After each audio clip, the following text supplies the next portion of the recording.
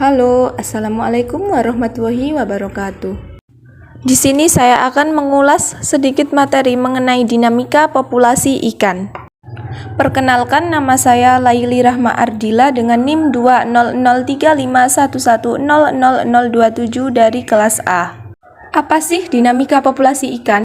Dinamika populasi ikan merupakan bentuk kelanjutan dari proses biologi perikanan yang dapat mempelajari pergerakan atau perubahan dasar yang terjadi dalam populasi atau kecepatan mortalitas, rekrutmen maupun pertumbuhan. Dinamika populasi ikan sangat penting untuk dipelajari karena membantu kita mengetahui upaya penangkapan nelayan yang dapat diukur, misalnya berkaitan dengan jumlah hari kapal penangkap dan meliputi hasil tangkapan berupa ikan yang didaratkan dalam bentuk bobot. Memahami dinamika populasi suatu spesies ikan tidak cukup mengetahui ukuran dan struktur populasi dari spesies ikan tersebut, tetapi diperlukan juga data mengenai bentuk dan kemampuan untuk berkembang biak serta beradaptasi dengan lingkungannya. Kajian ilmu mengenai dinamika populasi ikan sering dimanfaatkan untuk mengetahui tingkat kelestarian dan jumlah ikan yang dapat dieksploitasi secara berkelanjutan. Manfaat atau guna ilmu dinamika populasi ikan yakni mengetahui terjadinya eksploitasi pada suatu perairan yang dapat menyebabkan berkurangnya atau menghilangkan populasi ikan di perairan tersebut, dan hal yang mempengaruhi terjadinya populasi yakni meningkatnya jumlah armada kapal dan lepasnya kontrol dalam upaya penangkapan ikan, dan telah terjadi overeksploitasi pada beberapa wilayah pengelolaan perikanan di perairan Indonesia. Dinamika populasi ikan memiliki dua metode, yakni yang pertama metode holistik, di mana metode ini telah mengesampingkan banyak rincian dari model analitik.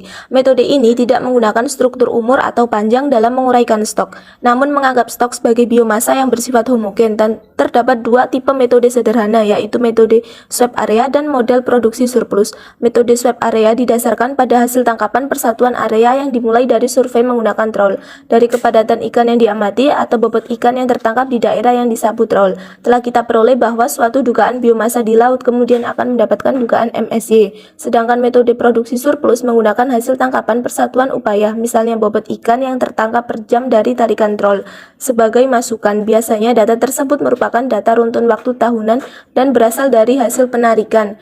Contoh perikanan komersial. Yang kedua yaitu metode analitik, di mana metode ini termasuk model struktur umur hasil dari tangkapan yang bekerja dengan konsep laju mortalitas serta laju pertumbuhan individu.